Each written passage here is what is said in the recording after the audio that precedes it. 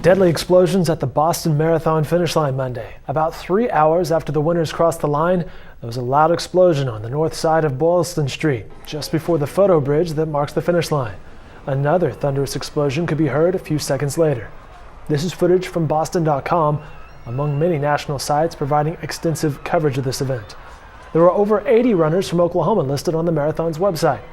Meanwhile, the Oklahoma City Memorial Marathon, scheduled for April 28th. Officials held a press conference Monday to confirm the event will continue as scheduled. Obviously, I first want to express our condolences, our sympathies, and our prayers to the city of Boston for what a large number of people are going through, those directly impacted, and especially the even larger number of people that have been indirectly impacted.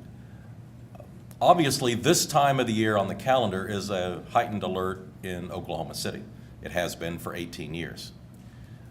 The added concern over the last 2 hours has been that this event in Boston occurred at a marathon, and we're less than 2 weeks away from running a similar race by our standards in our city. We have been meeting and trying to gather information, as you all have, from the media sources and the law enforcement officials in Boston. And I think, as we all agree, it is way too early to be drawing any conclusions on who's behind these attacks in Boston and what impact, if any, that would have on the city of Oklahoma City and/or our race. At this juncture, race officials, race contestants, volunteers, race spectators should all understand that we're proceeding as if the race will take place as scheduled. But this is an evolving situation, and as information is continued together, we'll continue to review it and make changes if necessary. As the mayor said, we will proceed as the race is still being planned. We will watch it and review the intel day by day, hour by hour as it unfolds.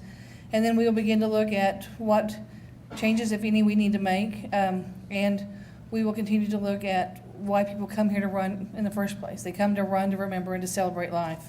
And we don't want to do anything for any reason to put people in a position that could bring any damage. I think the city has been through enough, and we're not going to put people in a position that we don't think we can control. I've had the good fortune of being associated with the event since its inception.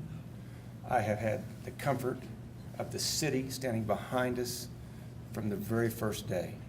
If I didn't have that experience, I couldn't stand up here and look you all in the eye and tell you that I'm comfortable with the decisions and the security procedures that are in place, and that Oklahoma City has done a great job, and they'll continue to stand behind us. We are well aware that this is not an essential or a necessary event. We're not afraid to cancel it if we feel threatened. But in the absence of a credible threat, we're going to proceed forward and make this the safest event that we can possibly make it. We'd just like to express that the Oklahoma City Police Department for the past 12 years has been planning this event with the security in mind and security at our forefront of our mind.